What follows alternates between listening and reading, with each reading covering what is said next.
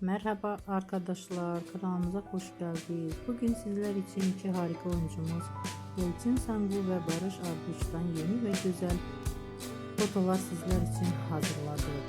Elçin Sangu öyle bir geçer zaman ki Kurt Beyit ve Şura ve Kiralık Aşk dizisinde rol almış ve herkes tarafından çok beğenilmiştir.